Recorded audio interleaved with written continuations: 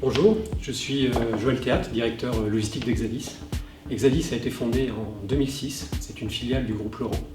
Nous sommes un des principaux distributeurs indépendants de pièces détachées automobiles en multimarque en France. Nos clients principaux vont être essentiellement les grandes enseignes de la réparation rapide, les centres auto, le marché traditionnel avec les grossistes notamment, et puis ça peut être également des constructeurs ou des acteurs du web.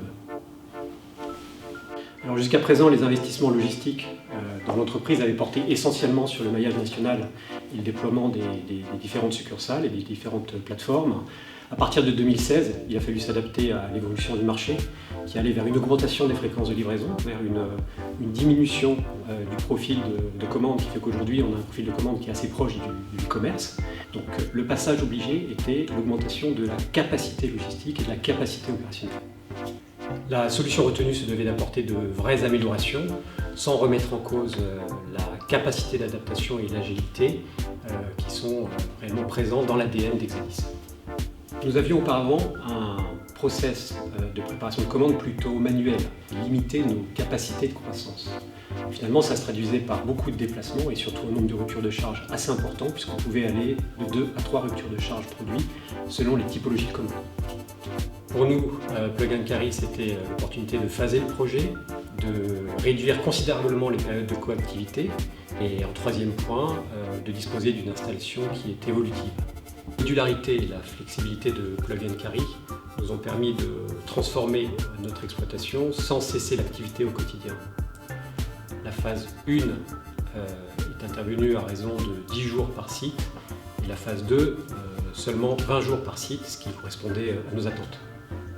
Alors la phase 1 porte sur le process aval, c'est-à-dire la ligne d'expédition jusqu'aux zones de tri. Et la phase 2, elle, intervenait en amont du process sur la préparation de commandes.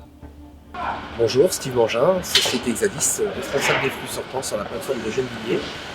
Nous avons accueilli le convoyeur BOA il y a quelques mois et nous avons déjà remarqué une prise en main assez rapide.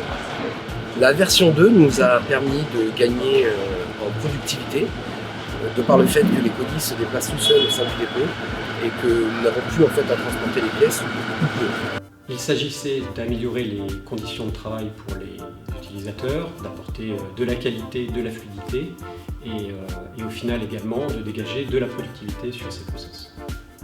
D'un point de vue technique, le convoyeur est interfacé avec notre ERP. C'est d'ailleurs BOA Concept qui nous établit le précolisage des colis avant lancement sur la ligne. Et au global, il s'agit d'une installation plutôt légère qui nous permet une maintenance de premier niveau réellement accessible et réalisée directement par nos opérateurs. Après un an de recul sur ce démarrage, nous sommes très satisfaits de la solution BOA Concept et les équipes perçoivent bien, ressentent bien la différence au quotidien dans une vraie amélioration des conditions de travail.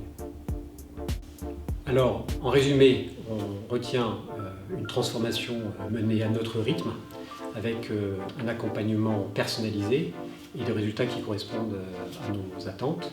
On pense déjà aux prochaines évolutions pour justement tirer parti de la capacité d'évolution de l'outil, notamment la mécanisation et l'automatisation du lancement du carton et de sa fermeture, avec également des gares supplémentaires pour densifier la préparation, voire des sorties d'expédition supplémentaires en tri transporteur.